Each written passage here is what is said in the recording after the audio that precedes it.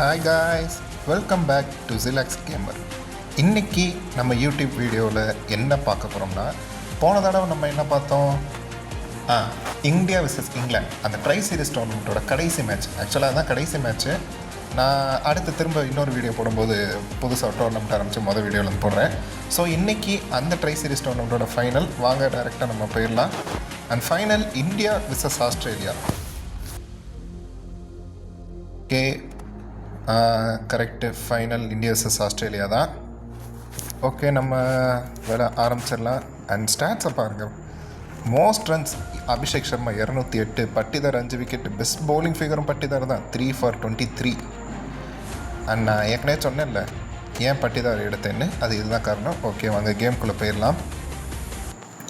போன மேட்ச்சு எனக்கு தெரிஞ்சு ஹோபார்ட்டில் நடத்தினேன்னு நினைக்கிறேன். ஸோ அதனால் இன்றைக்கி வந்து ஹோபார்ட்டுக்கு எடுத்து பிரிஸ்பேன், ஒவ்வொரு சவுத் ஆஃப்ரிக்காங்கிற ஆஸ்திரேலியா பிச்சாக வருவோம். பிரிஸ்பேன் க்ரீன் பிட்ச் தான், நமக்கு நைட் டைமில் தான் விளையாடுவேன். அண்டு நான் அதே டீம் தான் அன்சேஞ்சு பட்டிதார கேப்டனாக போட்டிருக்கேன். ஆஸ்திரேலியாவில் நிறைய சேஞ்சஸ் பண்ணியிருக்கு. மேக்ஸ்வெல் உள்ளே கொண்டு வரணும், ஸ்டாயினிஸ் உள்ளே கொண்டு வர போகிறேன் இன் பிளேஸ் ஆஃப் அது யார் மேட் ஷாட்டுக்கு பதிலாக கொண்டு வந்திருக்கேன். ஸ்டீவ் ஸ்மித்தை ஓப்பனர், லாபுஷன் வேணாம், அலெக்ஸ் கேரி இந்த பிளேஸ் ஆஃப் மேத்யூ வேடு அது பதிலாக போட்டாச்சு. கேமரான் க்ரீனை வந்து நான் மிச்சல் மார்ஸுக்கு பதிலாக உள்ளே கொண்டு வந்திருக்கேன். பேட்டிங் ஆர்டர் மாற்றிடும், டிம் டேவிட கொஞ்சம் பின்னாடி இறக்கிதான், ஸ்டாயினிஸை மேலே ஏற்றிடலாம். ஓகே, இந்த பேட்டிங் ஆர்டர் கொஞ்சம் செட் ஆகிருக்குன்னு நினைக்கிறேன். வேறு யாரை போடலாம்? ஓப்பனிங் எனக்கு தெரிஞ்சு ஃப்ரேசரை போட்டலான்னு நினைக்கிறேன். ஓகே, ஃப்ரேசர் இங்கே இருக்கார், இங்கே தான் இருக்கார். ஃப்ரேசரை தூக்கி நம்ம ஸ்மித்து, ஐயோ ஸ்மித்து வெளியே போயிட்டாரே. இப்போ ஸ்மித்து கண்டிப்பாக டீமில் வேணும். ஓகே, ஸ்டீவ் ஸ்மித்தை எடுத்து யாருக்கு பதிலாக போடலாம்? ஸ்டாயின்ஸ் ரீப்ளேஸ் பண்ணி போட்டுடலாம். அண்ட் ஸ்மித்து 1 டவுனில் போட்டுறோம். மேக்ஸ்வெல் 2 டவுன், அவர் தான் கேப்டன். இதுதான் என்னோடய பேட்டிங்கில் என்ன. இப்போ ஓகே, நேராக பிச் ரிப்போர்ட் வந்தாச்சு. தெரியாமல் ஸ்கிப் கொடுத்துட்டேன். அதனால் பிச் ரிப்போர்ட் ஃபுல்லாக முடிகிறதுக்கு முன்னாடியே நமக்கு வந்து டாஸ்க் வந்துருச்சு. ஓகே, நான் டாஸில் இன்றைக்கி வந்து ஹெட்ஸ் எடுக்கிறேன். போன மேட்ச் டெய்ல்ஸ் எடுத்து ஜெயிச்சேன், இந்த வாட்டி ஹெட்ஸ் எடுத்துருக்கேன். என்ன நடக்குதுன்னு பார்ப்போம். ஓகே, டாஸ் அவன் மேக்ஸ்வெல் ஜெயிச்சு பேட்டிங் சூஸ் பண்ணியிருக்கேன். It's is a very good decision for me.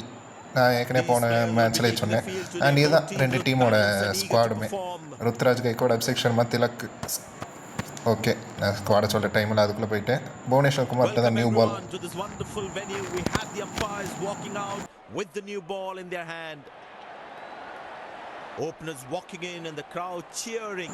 எனக்கு என்ன இன்னொரு பயம்னா, டிராவிஸ் ஹெட் ஓப்பனர் இந்தியாவுக்கு அகேன்ஸ்டாக ரியல் லைஃப்பில் நல்லா பண்ணியிருக்காரு.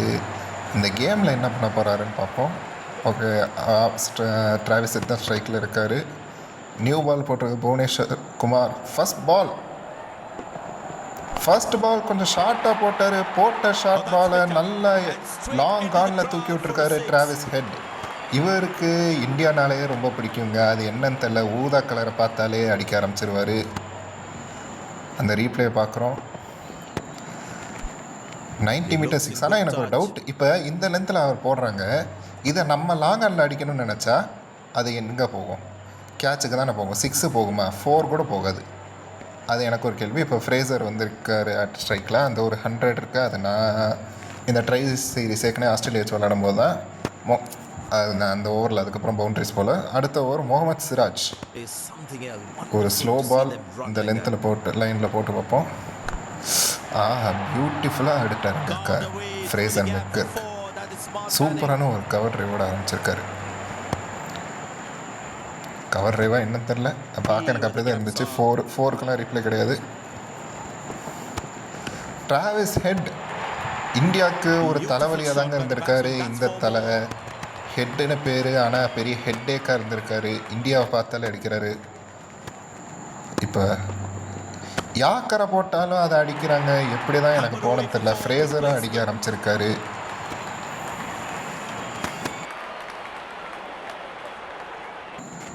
ஓகே, ஸ்பின்னு, அதுக்கப்புறம் பவுண்ட்ரிஸ் போகல. சிராஜ் ஓவரில் வருணை கொண்டு வந்திருக்கேன்.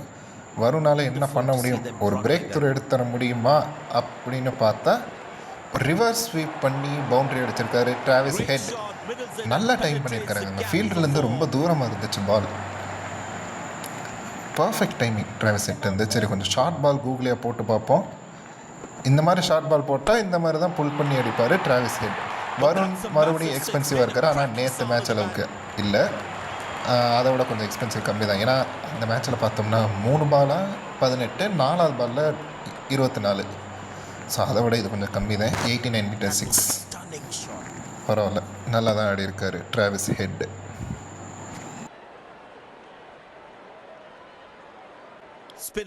Abhishek Sharma into the attack. இவர் என்ன பண்ண போகிறாருன்னு பார்ப்போம். ஆஹா, ஸ்கூப் ஷாட்டு, ஸ்பின்னரை ஸ்கூப் ஷாட் எடுக்கிற டிராவிஸ் ஹெட். ஆனால் டைமிங் கிடைக்கல, ஆனால் ஃபீல்டில் யாரும் இல்லாத காரணத்தினால ஒரு பவுண்ட்ரி. இப்போ போன வருண் ஓவரில் ரன்ஸ் எதுவும் வரல, அதனால் அதை காட்டலை. அபிஷேக் சர்மா வந்த 3வது பாலில் விக்கெட் எடுத்து கொடுத்துருக்காரு. டிராவிஸ் ஹெட் மிகப்பெரிய விக்கெட். டிராவிஸ் ஹெட் நேராக வந்து ஃபுல் டாஸ் பால் மிஸ் பண்ணிக்கிறார். பட் நல்ல இன்னிங்ஸ், 36 of 19 அவுட் ஆகிட்டு போகிறாரு. மறுபடியும் அந்த விக்கெட்டை பார்க்குறோம். அபிஷேக் சர்மா அந்த பாலில் பெருசாக டேர்ன் எதுவும் இருக்காது, ஏன்னா டாப் ஸ்பின் தான் போட்டேன், நேராக ஸ்டம்பில் போய் அடிச்சிருக்குங்க. லைனை மிஸ் பண்ணிட்டாரு Travis head. Australia 63 for 1. Steve Smith உள்ளே வந்திருக்காரு. இவருக்கு ஆக்சுவலாக T20 பழக்கம் இல்லை, ஆனால் போன மேட்ச்சில் ஜோ ரூட் அடித்தார். இந்த மேட்ச் என்ன நடக்குன்னு பார்ப்போம். அடுத்தடுத்து நிறையா ஓவர்ஸ் பவுண்ட்ரி எல்லாமே வந்தது, ஆனால் இங்கே ஒரு பவுண்ட்ரி குருணால் பாண்டியா வச்சு பவுன்சர் போடலான்னு பார்த்தேன், ஆனால் அதை ஃபைன் லெக் திசையில் அடித்து விட்ருக்காரு ஃப்ரேசர். ஃபைன் லெக் உள்ளே இருந்ததை பார்த்து நல்ல ஒரு ஷாட். இப்போ நட்ராஜன் வந்ததும் நட்ராஜனே ஒரு ஸ்வீப் அடிச்சிருக்காரு ஃப்ரேசர். மறுபடியும் ஒரு பவுண்ட்ரி ஃப்ரேசருக்கு, அவரோட 3வது 4வது பவுண்ட்ரின்னு நினைக்கிறேன் இது. அடுத்து கொஞ்சம் ஃபுல் டாஸாக போடுவோம். ஃபுல் டாஸாக போட்டால் மிஸ் பண்ணிட்டாரு ஸ்டீவ் ஸ்மித். காலி அங்கே குச்சிக்கு பாய் பாய் சொல்லியாச்சு. Krunal Pandya gets the break through. இது பிரேக் த்ரூன்னு சொல்ல முடியாது, ஏன்னா ஸ்டீவ் ஸ்மித்தை கொஞ்சம் ஸ்லோவாக தான் ஆடி இருக்காரு. 8 of 11. ஆனால் எனக்கு இதை பார்த்தா ஒன்று ஞாபகம் வருது. அவர் ஓடியிலேருந்து ரிட்டையர் ஆன சொன்ன காரணம் இதுதான். ஒரு ஃபுல் டாஸ் பால் மிஸ் பண்ணி போல்ட் ஆகிட்டேன், ஆனால் அது ஃபுல் டாஸாக போயிருக்காதுன்னு நினைக்கிறேன். பிச் ஆகி தான், எஸ் ஆமாங்க, பிச் ஆகி தான், அதுவும் கரெக்டாக ஆஃப் ஸ்டம்பில் போய் அடிச்சிருக்கு. Australia 89 for 2, 11.1 ஓவர்ஸில். இப்போ மேக்ஸ்வெல் உள்ளே வந்திருக்காரு. 169 ஹை ஸ்கோர். அதை நான் தான் ஓகே ஆஸ்திரேலியா வச்சு ட்ரைஸஸ் ஆடும் போது அடித்தேன். இப்போ ஃப்ரேசர் அவருக்கு இன்னொரு பவுண்ட்ரி, 5வது பவுண்ட்ரி அவரோட பேட்டில் இருந்து. ஆனால் இன்னும் ஒரு 6 கூட அடிக்கிற ஃப்ரேசர். 49ல் இருக்கார். இப்போ ஃப்ரேசர் என்ன பண்ண போகிறாரு? ஓகே, சும்மா தட்டி விட்டு ஓடிட்டார். அண்ட் 2 ரன் ஓடிட்டாங்க, பரவாயில்ல கேப்பில். அண்ட் அந்த 2 ரன்னோட ஃப்ரேசருடைய 50 வந்திருக்கு. ஏன்னா அந்த பக்கம் டிராவிஸ் ஹெட் ஒரு மாதிரி எக்ஸ்ப்ளோசிவாக ஆடுறாரு, ஸ்டீவ் ஸ்மித்து ஸ்லோவாக இருந்தார். இவர் கொஞ்சம் காமன் கம்போஸ்டாக இருந்து ஒரு 39 பால் 51 இருந்தாலும் இதுக்கப்புறம் கொஞ்சம் ஆக்சலரேட் பண்ணி தான் ஆகணும், வேறு வழி இல்லை. Krunal Pandya last ball, Maxwell அவர் லாங் ஆனில் டார்கெட் பண்ணியிருக்காரு, ஆனால் எதிர்பார்த்த அளவுக்கு டைமிங் இல்லாதனால 4 தான் கிடைக்கும் அந்த இடத்துல. இந்த ஷாட்டெல்லாம் கண்டிப்பாக 6 போயிருக்க வேண்டியது, டைமிங் சூப்பராக இருந்திருந்தா. ஓகே, ஃப்ரேசர் இதை நான் போன வீடியோவில் உங்கள்கிட்ட சொல்லியிருப்பேன்னு நினைக்கிறேன். அவங்க சும்மா டைமிங் பாலை தொட்டு விட்டாலே பவுண்ட்ரி போகுது. இதெல்லாம் நம்ம தொட்டு விட்டோம்னா கண்டிப்பாக அந்த ஷார்ட் ஃபைன் பிடிச்சிருவார் பாலை. என்னங்க இது? ஓகே, அபிஷேக் சர்மா ஒரு பெரிய விக்கெட் எடுத்து கொடுத்தா. மறுபடியும் வந்து விக்கெட்டு. மேக்ஸ்வெல் காலி. போன வாட்டி லாங்காக மிடானை கிளியர் பண்ணார், ஆனால் இந்த தடவை மிடான் கையிலே போய் உட்காந்துருக்கு. ஸ்ரேயஸ் ஐயருக்கு மிடானில் ஒரு நல்ல catch. Maxwell gone for 7 of 5. விக்கெட்டை நான் ரீப்ளே போட மறந்துட்டேன். ஓகே, அடுத்து கேமரான் கிரீன் புது பேட்டர் உள்ளே வந்திருக்காரு. அபிஷேக் சர்மா இந்த ஓவர் நல்லா போட்டிருக்காருன்னு சொல்லி முடிக்கல, அதுக்குள்ளே ஸ்ட்ரெயிட்டில் சொருவிருக்காரு ஃப்ரேசர். அவர் பேட்லேருந்து மொதல் 6 அபிஷேக் சர்மாவோட ஓவரில் 6ஓட இந்த ஓவரை முடிச்சு வச்சுருக்காரு ஃப்ரேசர். மறுபடியும் இந்த ஷாட் பார்க்குறேன். ஆக்சுவலாக இந்த ஷாட்டு நான் ரியல் கிரிக்கெட் 20ல் நிறையா வாட்டி ஆடிக்கேங்க, ஸ்ட்ரெயிட்டில் இதே ஷாட்டு தான். ஆனால் இதை நம்ம ரியல் கிரிக்கெட் 20ல் வந்து அடித்தாலே 6க்கு போயிடும். இங்கே வந்து நமக்கு டைமிங் முக்கியம், 6க்கு போகணுன்னா. நல்ல ஷாட். அடுத்து வருண் மறுபடியும் அட்டாக்குள்ளே. கேமரான் கிரீன் என்ன பண்ண போகிறாருன்னு கேட்டால் அவரும் மிடானை கிளியர் பண்ணி லாங் ஆனில் ஒரு பவுண்ட்ரி வருணோட ஓவரில் அடிச்சிருக்காரு. ஆனால் வருண் கொஞ்சம் எக்கனாமி போன மேட்ச்சுக்கு இந்த மேட்ச் பரவாயில்ல. இந்த லென்த்தில் போட்டால் அடிப்பாங்கன்னு நினச்சேன். ஆனால் புல் பண்ணார் கேமரான் க்ரீன், அந்த அளவுக்கு டைமிங் கிடைக்கல. நேராக ருத்ராஜ் கையில் போய் உட்காந்துருக்கு. Varun takes the wicket. போன மேட்ச் வருண் ரொம்ப எக்ஸ்பென்சிவாக இருந்ததுக்கு இந்த மேட்ச் ஒரு விக்கெட் எடுத்திருக்காரு, பரவாயில்ல. கேமரான் க்ரீன் 9/7 காலி அடித்தார். நேராக ருத்ராஜ் கையில் போய் உட்காந்துருக்கு. ஆஸ்திரேலியா 14.5 ஓவரில் 124 for 4. நேரத்தில் டிம் டேவிட் பீஸ்ட், இப்போ பீஸ்ட் முதல்ல ஐபிஎல்ல இருந்தார், இங்கே என்ன பண்ண போகிறாருன்னு பார்ப்போம். அபிஷேக் சர்மா அவரோட 3வது பால் காற்றுல அவுட்டு. டிம் டேவிடும் காலி. அபிஷேக் சர்மா வந்து 3 விக்கெட் எடுத்து கொடுத்துருக்காருங்க, 3 க்ரூஷியல் விக்கெட்ஸ். இன்ஃபார்ம் பேட்ஸ்மேன் காலி. Tim David 2 of 3. மறுபடியும் ஸ்ரேயஸ் ஐயர் தான் மிடானை கிளியர் பண்ண முடியல அவரால். பார்க்குறோம். எனக்கு தெரிஞ்ச அந்த பாலை கொஞ்சம் ஃபுல் டாஸாக ஆடிட்டாரா? ஆமாம், ஃபுல் டாஸாக தான் ஆடிருக்காரா. ஆனாலுமே டைமிங் கிடைக்காதனால நேராக ஸ்ரேயஸ் ஐயர் கையில் போய் விழுந்திருக்கு. Australia 127 for 5. இந்த நேரத்தில் அலெக்ஸ் கேரி உள்ளே வந்திருக்காரு. இவருக்கு அந்தளவுக்கு கிடைக்காதுன்னு நினைக்கிறேன். ஓகே, இப்போ திலக் வர்மா பவுலிங்க்கு வந்திருக்காரு. திலக் வர்மா 4 பால் நல்லா போட்டார். அடுத்த பால் இது ஏயோட பிரச்சனை இல்லை, ஒரு குறை. சும்மா தொட்டு விட்டால் பவுண்ட்ரி போகும். ஆனால் இது ஆஸ்திரேலியா கொஞ்சம் மச் நீடட் பவுண்ட்ரி ஆஸ்திரேலியாவுக்கு. அடுத்த ஓவர் ரஜத் பட்டிதார் போட வந்திருக்காரு. பெஸ்ட்டு பாருங்கள், 5 for வெறும் 7 ரன் தான் கொடுத்துருக்காரு. எத்தனை ரன் கொடுத்தா என்ன, நான் அடிக்க தான் போகிறேன்னு அடிக்கிறாரு அலெக்ஸ் கேரி. மறுபடியும் ஒரு பவுண்ட்ரி ரஜத் பட்டிதார் ஓவரில். இப்போது திலக் வர்மா ஓவர் 8 ரன் கொடுத்தாரு. 2வது ஓவர் வந்த உடனே 6ங்க. போன ஓவர்லையும் இதே ஷாட்டு ட்ரை பண்ணார், ஆனால் எதிர்பார்த்த அளவு டைமிங் இல்லாதனால 4 தான் போச்சு. ஆனால் இந்த தடவை 6. மறுபடியும் பார்க்குறோம், திலக் வர்மா நேராக ஸ்டம்புக்கு தான் போட்டார். ஆனால் சூப்பராக அடிச்சு விட்டார். இதில் பேஸும் கிடையாது, சும்மா தொட்டு விட்ட ஷாட்டு தான். இது எப்படி 6 போச்சுன்னு எனக்கும் தெரில. ஓகே, இப்போ மறுபடியும் அதே மாதிரி ஒரு ஷாட்டு. இந்த தடவை இவரும் மிடானை கிளியர் பண்ணி லாங் ஆனில் அடிச்சிருக்காரு. என்னங்க இது, இன்றைக்கி நிறைய ஆஸ்திரேலியா பேட்ஸ்மேன் லாங் ஆன்லேயே டார்கெட் பண்ணி அடிக்கிறாங்க. பரவாயில்ல, எப்படியும் அவங்களுக்கு ரன்னு வந்தால் சரி. இந்த வாட்டி திலக் வர்மா லாஸ்ட் பால் என்ன பண்ண போகிறாருன்னு கேட்டால் ஃப்ரேசர் நான் தான் பண்ண போகிறேன்னு 6 அடித்து விட்ருக்காரு. திலக் வர்மாவோட கடைசி ஓவரில் 6ஓட அந்த ஓவரை முடித்து 169 for 5 அப்படின்னு முடிக்கிறாரு. மறுபடியும் அந்த 6 பார்க்குறோம். அதாங்க, இவர் வந்து டைம் எடுத்து அடிச்சிருக்காரு. அதுக்கப்புறம் செட்டில் ஆகிட்டு அடிக்க ஆரம்பிச்சிருக்காரு ஃப்ரேசர். பரவாயில்ல, ஒரு நல்ல இன்னிங்ஸாக பெரிய இன்னிங்ஸாக ஆடி கொடுத்தாருன்னா ஆஸ்திரேலியாவுக்கு கொஞ்சம் ஜெயிக்கிறது கொஞ்சம் ஹோப் இருக்கும். பட்டிதார் வந்திருக்காரு. வந்ததுமே 2வது பால்லே 6 அடிச்சு விட்டுருக்காரு Fraser. He is cruising towards his century. அவரால் செஞ்சுரி அடிக்க முடியுமான்னு தெரில, முடியாதுன்னு தான் நினைக்கிறேன். ஏன்னா 4 பால் இருக்குது, 4 பாலுமே அவர் ஒரு 2 6 ஆச்சு அடிக்கணும்.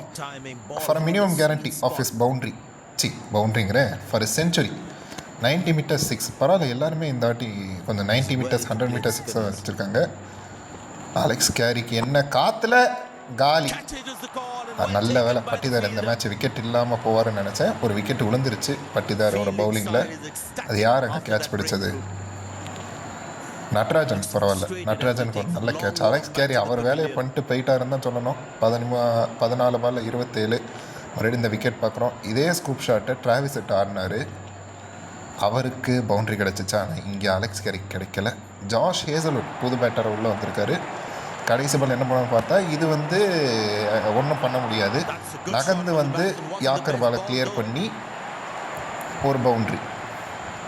ஏங்க, நம்மளாம் இப்போ பவுலர் வச்சு அடிச்சோன்னு வைங்களேன், அந்த இன்ஃபீல்டை தாண்டாது, நேராக கேட்ச் போகும்.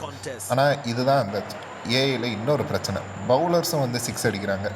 ஓகே, இப்போ 20 ஓவரில் 181க்கு 6 அப்படின்னு இந்தியா ரெஸ்ட்ரிக்ட் பண்ணியிருக்காங்க.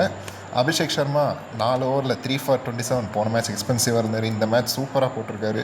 வருணும் போன மேட்சை கம்பேர் பண்ணும்போது இது கொஞ்சம் பரவாயில்ல. குருணால் பாண்டியா ஒரு விக்கெட் 21 runs in 2 overs. பட்டிதாரும் 2 ஓவரில் 22 ரன் ஆனால் ஒரு விக்கெட் எடுத்து கொடுத்துருக்காரு. இதுதான் இந்தியாவோட பர்ஃபார்மன்ஸ் இன்றைக்கி.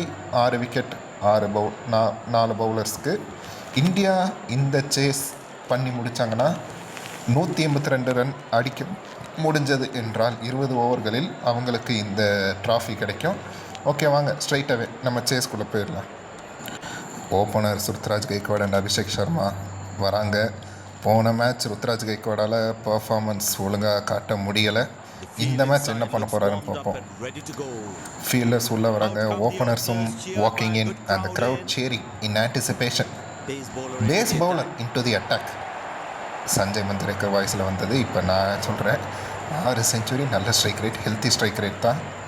171. இது ஆக்சுவலாக டிப்பிக்கல் ருத்ராஜே கிடையாது. நான் அந்த இந்த இதுக்கெல்லாம் காரணம். Okay, first ball Mitchell Starc to Ruturaj Gaikwad. Okay, இது சும்மா டொக்கு வச்சு விட்ருவோம். ஓகே, ஃபர்ஸ்ட் பாலில் நம்ம எப்பயுமே சாமி விட்டுருவோங்க, அதுதான் நம்மளோட பாலிசி. அடுத்து அபிஷேக் சர்மா ஸ்ட்ரைக்கில் இருக்கார். கொஞ்சம் ஷார்ட் பால் இழுத்து அடித்தார், ஒரு பவுண்ட்ரி, கேப்பை பியர்ஸ் பண்ணால் பவுண்ட்ரி பவர் பிளேயில். இதுதாங்க ஒரு அட்வான்டேஜ் பவர் பிளேயில். இன்ஃபீல்டை தாண்டினாலே நமக்கு ஒரு பவுண்ட்ரி கிடைக்கும். அடுத்து செகண்ட் நியூ பாலில் போட பேட் கமின்ஸ் வந்திருக்காரு. இது என்னது, இதுவும் கொஞ்சம் ஷார்ட் பாலை போட்டிருக்காரு. நம்ம ஆஹா ஐயோ, இதே மாதிரி தான் போன மேட்ச்லேயும் ருத்ராஜ் வச்சு ஒரு 6 அடித்ததுக்கப்புறம் அவுட் ஆனேன்னு. இந்த வாட்டி அவுட் ஆகிடக்கூடாது.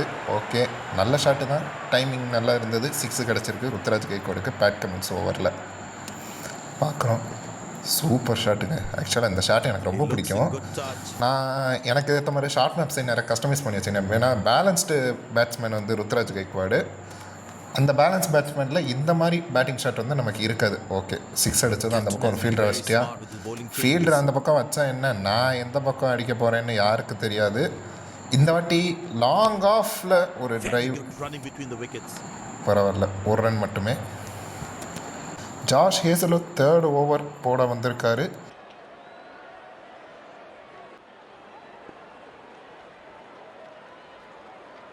அபிஷேக் சர்மா அடிச்சு விட்டாருங்க, பவுண்ட்ரி. அபிஷேக் சர்மாவுக்கு 2வது பவுண்ட்ரி.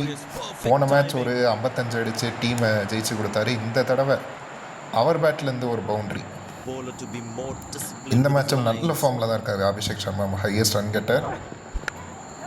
ஆஹா, இந்த வாட்டி பேக் ஃபுட்டில் போய் ஒரு ஸ்ட்ரோக்கு, மறுபடியும் இன்ஃபீல்டில் கிளியர் பண்ணி ஒரு boundary. Abhishek Sharma on fire. Josh Hazlewood அவரை டேக் டவுன் பண்ணியிருக்காரு. இப்போ மிச்சல் ஸ்டார்க் திரும்ப 4வது ஓவர் போட வந்திருக்காரு. இப்போ ருத்ராஜ் என்ன பண்ண போகிறாருன்னு பார்த்தா, ஃபைன் லெக்கை கிளியர் பண்ணி ஷார்ட் ஃபைனை தாண்டி ஃபைன் லெக்கில் ஒரு பவுண்ட்ரி ருத்ராஜுக்கு. எனக்கு தெரிஞ்சு போன மேட்ச்சு சிங்கிள் டிஜிட்டில் அவுட் ஆனதுக்கப்புறம் ஒரு ஃபயரோட வந்திருக்காருன்னு நினைக்கிறேன். சரி, இந்த மேட்ச் நான் அடிக்க தான் போகிறேன் அப்படின்னு வந்து, ஐயோ லைனை கொஞ்சம் மிஸ் பண்ணிட்டேன், கொஞ்சம் நகர்ந்து அடிச்சுருந்துருக்கணும். கண்டிப்பாக அது வந்து நாட் ஹிட்டிங் த ஸ்டம்ப்ஸ் தான், அதனால தான் அம்பையரே நாட் அவுட் கொடுத்துருக்காரு. அவங்க கண்டிப்பாக ரிவ்யூ எடுக்க மாட்டாங்க. எதுக்கும் சும்மா பேசுகிறத நான் ரெக்கார்ட் பண்ணி பேசுகிறத காட்டுவோம். ஓகே, ரிவ்யூ எடுக்கலை, மேக்ஸ்வெல் எடுக்கலை. ஒரு பால் காலில் வாங்கினா எந்த பால் என்ன பண்ணுன்னு கேட்டால் ரிவர்ஸ் ஸ்வீப் அடித்து பவுண்ட்ரி. அந்த இடத்துல ஃபீல்டருக்கு ரொம்ப தள்ளி இருந்துச்சு பால், அதனால் ஒரு பவுண்ட்ரி ருத்ராஜ் கைக்வாடுக்கு. மிச்சல் ஸ்டார்க் ஓவரில் 2 பவுண்ட்ரி வந்துச்சு. இந்த பால் பவுன்சராக போட்டிருக்காரு. பவுன்சராக போட்டால் என்ன, புல்ல பண்ணி அடிச்சிருக்காரு அபிஷேக் சர்மா. இன்னொரு பவுண்ட்ரி. இந்த ஓவரில் மட்டும் 3 பவுண்ட்ரி வந்திருக்கு. 14 ரன் வந்திருக்கு இந்த ஓவரில். அடுத்து கேமரான் கிரீன் வந்திருக்காரு. எக்கானமி 9 விக்கெட் தான் எடுத்திருக்காரு. என்ன பண்ண போகிறான்னு கேட்டால், ருத்ராஜ் கைக்வாட் கரண்டி ஷாட் அடித்து ஒரு பவுண்ட்ரி. இது வந்து ருத்ராஜ் கைக்வாட் மோஸ்ட்லி ஆடி பார்த்ததில்ல, ஆனால் ஃபீல்டர் இல்லாத காரணத்தினால அந்த பக்கம் அடிச்சு விட்ருக்காரு. அடுத்து பேட் கமின்ஸ் ஓவரில் என்ன பண்ண போகிறேன்னு கேட்டால், பேக் ஃபுட்டில் போய் ஒரு 6. ருத்ராஜ் கைக்வாட் அவருடைய 2வது 6. பரவாயில்லங்க, ருத்ராஜ் இன்றைக்கி ஒரு முடிவோடு தான் வந்திருக்காரு. நான் என் கேமை மாற்ற போகிறதில்ல, அடித்து ஆட போகிறேன் அப்படின்னு தான் அடிச்சிருக்காரு. பேட் கமின்ஸ் அவரோட பேஸை யூஸ் பண்ணி சூப்பராக அடிச்சு விட்டார். 90 மீட்டர்ஸ். என்னங்க இது, இன்றைக்கி 6க்கும் 90 மீட்டர்ஸ்க்கும் எதுவும் ஸ்பெஷலாக எதுவும் இருக்கா? நிறைய 6 90 மீட்டர்ஸ் தான் போயிருக்கு. ஓகே, இதை வந்து நம்ம ஸ்ட்ரோக் வச்சு விடலான்னு நினச்சேன். ஓகே, டைமிங் நல்லா இருந்திருக்கு, அதனால் இன்ஃபீல்டை தாண்டி ஒரு பவுண்ட்ரி. பவர் பிளே முடியும் போது 65 ஃபார் நோலாஸ். இங்கே இது ஆக்சுவலாக ஐபிஎல் பார்க்கும்போது நம்ம சீக்கா ஒன்று சொல்லுவார், பவர் பிளேயில் 65 அடிக்கிற டீம் கண்டிப்பாக அந்த மேட்ச்சை ஜெயிக்கும்னு. நான் இந்த மேட்ச்சை நம்புகிறேன், நான் ஜெயிக்கிறேன். பவர் பிளே முடிஞ்சதுமே அவங்க ஸ்பின்னர் ஆடம்ஸாம் நல்ல ஓவர் ஆடம்ஸ் சம்பா கிட்டேருந்து அப்படின்னு சொல்லிங்கன்னா அவன் 6 அடிக்க பார்ப்போம். நேராக ஹைட்டாக போயிருக்கு. 6 தாங்க கண்டிப்பாக. ஐயோ தடுத்துட்டார். ஓடு ஓடு ஓடு ஓடு இன்னொரு ரன் வாய்ப்பு இருக்கா? இல்லை. நல்ல வேலை. எங்க ஹைட் ஏறினதை பார்த்து 6ன்னு நினச்சேன், ஆனால் தடுத்துட்டாரு. ஓகே, அந்த சேவை பார்க்கலாமா? ஓகே, ரெக்கார்ட் பண்ணி வச்சுருக்கேன், பார்ப்போம். நல்ல டைமிங் இருந்துச்சு அபிஷேக் சர்மாட்ட இருந்து. எனக்கு தெரிஞ்சு 6 போயிருந்தான் நினச்சேன். ரன்னு நல்ல வேலை, ரன்னு கொடுத்துட்டேன். கேமரான் க்ரீன் பரவாயில்ல, ஒரு டைவ் அடித்து ஒரு 6 ஸ்டாப் பண்ணியிருக்காரு. டெஃபினெட்லி 4 ரன் டீமுக்கு சேவ் பண்ணி கொடுத்துருக்காரு. ஆடம்ஸ் அம்பா ஒரு 2வது ஓவர் போட வந்திருக்காரு. ருத்ராஜ் கைக்வாட் நல்ல ஷாட்டு சிங்கிளுக்கு மிடானுக்கு தட்டி விட்டு ஒரு சிங்கிள். அண்ட் அந்த சிங்கிளோட ருத்ராஜ் கைக்வாடோட 50 வந்திருக்கு ஆஃப் 31 பால்ஸ். பரவாயில்ல, அவர் ஆக்சுவலாக இப்போ ரெக்கார்ட் டார்கெட்டுக்கு கரெக்டான இதில் தான் ஆடிருக்காரு. 4 4s அண்ட் 2 6s 31 பாலில் 50 அடிச்சிருக்காரு. இதுக்கப்புறம் கொஞ்சம் ஆக்சிலேட் பண்ணுவாரான்னு பார்க்கணும். அது தாங்க பண்ணியிருக்காரு. ஆடம் சாம்பா இருந்தால் என்ன அப்படின்னு சொல்லி மறுபடியும் ஒரு ரிவர்ஸ் ஸ்வீப்பில் ஒரு 4. ஆனால் இந்த வாட்டி 4 தான் கிடச்சிருக்கு. போன வாட்டி ரிவர்ஸ் ஸ்வீப்பில் 4 தான் அடிச்சேனோ எனக்கு எங்கே ஞாபகம் இல்லை. அபிஷேக் சர்மா இவர் ரொம்ப நேரமாக குவைட்டாக இருந்திருக்காரு அப்படின்னு சொன்னால் இந்த இடத்துல டைமிங் எனக்கு பர்ஃபெக்டாக இருந்திருக்கு. அதனால தான் சும்மா ஸ்ட்ரோக் வச்சதுமே ஒரு பவுண்ட்ரி கிடச்சிருக்கு எனக்கு. பரவாயில்ல, நல்ல சைன்ஸ் தான் இது. 9 ஓவரில் 91 தான் இருக்குது. இப்போ கேமரான் க்ரீன் வந்த உடனே ருத்ராஜ் கைக்வாட் ஒரு பவுண்ட்ரி அடிச்சிருக்காரு. அவருக்கு ஸ்ட்ரைக் கிடச்ச உடனே பாலே 6. அபிஷேக் சர்மா இந்த ஓவரில் ஒரு 4. அடுத்து ருத்ராஜ் கைக்வாட் ஒரு 6. இந்த எக்ஸ்பென்சிவ் ஓவர் ஆகிட்டுருக்கு இந்த ஓவர். ரெக்கார்ட் ரன் ரேட்டும் நல்லா குறைஞ்சிருக்கு. பரவாயில்ல, இந்த மாதிரி ஒரு நாக் தேவை. ஒரு பிளேயர் செட்டில் ஆனதுக்கப்புறம் அடிக்கிறது ரொம்ப முக்கியம். இந்த வாட்டி அதே டைரக்ஷனில் ஆடம் ஜம்ப் அடிச்சிருக்காரு, ஆனால் ஹைட்டாக போயிருக்கு. கேமரான் க்ரீனால் பிடிக்க முடியாது. 6 அபிஷேக் சர்மாவுக்கு ஒரு 6. மொதல் 6 தானே அது அபிஷேக் சர்மாவுக்கு. எனக்கே ரொம்ப மறதி இருக்குங்க எனக்கு. பார்க்குறோம் இந்த வாட்டி டைமிங் பர்ஃபெக்டாக இருந்திருக்கு. 90 மீட்டர் 6. மோஸ்ட்லி பார்த்தீங்களா இன்றைக்கி வந்த 6 எல்லாமே 85லேருந்து 90 100 அந்த ரேஞ்சில் தான் இருந்திருக்கு 6. ஃப்ளாட் 6 இன்னும் ஒன்று கூட நம்ம பார்க்கல. ஓகே, இது கொஞ்சம் ஃப்ளிப்பர் பால். மறுபடியும் இழுத்தடிச்சிருக்காரு, ஆனால் ஹைட்டாக போயிருக்கு. டிஸ்டன்ஸ் அந்தளவுக்கு பெருசாக இல்லை, ஆனால் தேவையான அளவுக்கு கனெக்ஷன் இருந்ததுனால boundary. Ruturaj Gaikwad on fire. Mitchell Stark 2 over 21 கொஞ்சம் எக்ஸ்பென்சிவ் வந்து மறுபடியும் ரன் போட பால் போட வந்திருக்காரு. வந்த உடனே ருத்ராஜ் கைக்வாட் புல் பண்ணியிருக்காரு. இன்னொரு பவுண்ட்ரி அவருக்கு. Ruturaj Gaikwad cruising towards is century அடிக்க முடியுமா? 79 ஆஃப் 45 இருக்கார். இது ஓகே, இதுவும் ஸ்ட்ரோக்கு தான் வச்சுக்கிட்டேன். பட் நல்ல டைமிங் அங்கே, அதனால் சூப்பராக அடிச்சிட்டாருங்க பவுண்ட்ரிக்கு. இந்த மாதிரி சுச்சுவேஷனில் இருந்து ஈஸியாக ஜெயிச்செல்லாம் நம்ம நினச்சிருப்போம். 12.1 ஓவர்ஸில் இப்போ பாருங்கள் 14 ஓவர்ஸில் 135 தான். இப்போ அடுத்து அபிஷேக் சர்மா அவர் என்ன பண்ண போகிறாருன்னு கேட்டால் அவரும் இழுத்து அடிச்சிருக்காரு. அவருக்கும் ஒரு பவுண்ட்ரி. அந்த பவுண்ட்ரியோட அபிஷேக் சர்மாவோட 50 வந்திருக்கு. 35 பால்ஸில் 52. பரவாயில்ல, ஹிஸ் கன்சிஸ்டன்ட். இந்த சீசன் கன்சிஸ்டண்ட்டாக அடிக்கிறார். 6 பவுண்ட்ரி ஒரு 6. கொஞ்சம் அக்ரெஷன் காட்டியிருந்தாருன்னா அவுட் ஆகிருப்பார் கண்டிப்பாக. 50. He deserve this 50. நல்ல செலிப்ரேஷன் அவருக்கு. அடுத்து இந்த பால் என்ன பண்ண கேட்டால் நேராக தூக்கி அடிச்சுக்கிறான். ஐயோ, அவுட்டு. டிம் டேவிட் லாங்கில் தான் நிற்பார், ஆனால் இன்ஃபீல்டில் நின்று ஒரு நல்ல கேட்ச். ஹேசல்வுட்டுக்கு ஒரு wicket. He has given the break through. Abhishek Sharma நல்ல இன்னிங்ஸ். 53 ஆஃப் 37 அவுட் ஆகிட்டு போயிருக்காரு. மறுபடியும் அந்த விக்கெட்டை பார்க்குறோம். ஹேசல்வுட் நல்ல குட் லென்த் பால் தான், ஆனால் டைமிங் கிடைக்கல. நேராக டிம் டேவிடோட கையிலே போய் உட்காந்துருக்கு. India 143 for 1. ஆஹா, 143 சூப்பரான நம்பர் ஆச்சே. ஓகே, அடுத்து இந்த நேரத்தில் Tilak Varma left hander batsman உள்ளே வந்திருக்காரு. ஒரு லெஃப்ட் ஹேண்டர் போனதும் இன்னொரு லெஃப்ட் ஹேண்டர் உள்ளே வந்திருக்காரு. திலக் வர்மா அங்கே இருக்கும்போது ருத்ராஜ் கைக்வாட். ஆஹா, ஐயோ மிஸ் பண்ணிட்டேனோ. ஐயோ, இது அவுட்டா இல்லையா? கரெக்டு. அது பிச்சிங் அவுட் சைட் லெக்காக இருக்குன்னு நினைக்கிறேன். அதனால் ரிவ்யூவில் வந்து கொஞ்சம் தப்பிப்பேன். ரிவ்யூ எடுக்க மாட்டாங்க மோஸ்ட்லி. இந்த மாதிரி எந்த எல்பிடபிள்யூ அப்பீலுக்கும் ரிவ்யூவே எடுக்க மாட்டாங்க. எடுக்கலை, அதுதான் நான் நினச்சேன். ஓகே, ருத்ராஜ் கைக்வாட் 99 இருக்கார். அண்டு சிங்கிள், அந்த சிங்கிளோட ருத்ராஜ் கைக்வாட் அவரோட செஞ்சுரியை கொண்டிருக்காரு. போன மேட்ச்சில் அவருக்கு ஒரு ஃபெயிலியர், ஆனால் இந்த மேட்ச்சில் அவர் யாருன்னு காமிச்சிருக்காரு. 159, 8-4, 3 6. ஆனால் சூப்பராக ஆடி இருக்காருங்க இன்னைக்கு உண்மையிலேயே. அடுத்து என்ன பண்ண போகிறாருன்னு கேட்டால், இறங்கி வந்து இன்னொன்று அடிச்சிருக்காரு.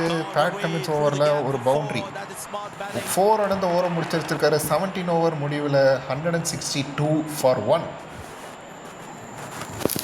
ஜாஷ் ஹேசல்வுட் போன ஓவர் நல்லா போட்டு விக்கெட் எடுத்து கொடுத்தாரு. இந்த ஓவர் என்ன பண்ண போகிறாருன்னு கேட்டால், ஐயோ அவுட்டு. ஆஹா, மறுபடியும் டிம் டேவிட். ஆஹா, இவர் என்னங்க எல்லா பக்கத்துலையும் இருக்கார். இந்த ஷாட் நான் ஆக்சுவலாக ஆட மாட்டேன், ஆனால் ஆடி அவுட்டாக இருக்கேன். பரவாயில்ல, ருத்ராஜ் கைக்வாட் ஒரு வின்னிங் ஸ்கோர் அடித்து கொடுத்து தான் அவுட் ஆகிருக்கு. 106 of 63. மறுபடியும் இந்த விக்கெட்டை பார்க்குறோம். எனக்கு தெரிஞ்சு கொஞ்சம் ஏர்லி அடிச்சிட்டேன்னு நினைக்கிறேன். ஏர்லி ஆடிட்டேன்னா இல்லை லேட்டாக என்னன்னு தெரில, டைமிங் கிடைக்கல. மறுபடியும் ஒரு விக்கெட் ஜாஷ் ஹேசல்வுட்டுக்கு. ரெண்டாவது. இந்தியா 163 for 2, 17.2 ஓவர்ஸில். அடுத்து ஸ்ரேயஸ் ஐயர், புது பேட்ஸ்மேன், அவர் தான் வருவார்.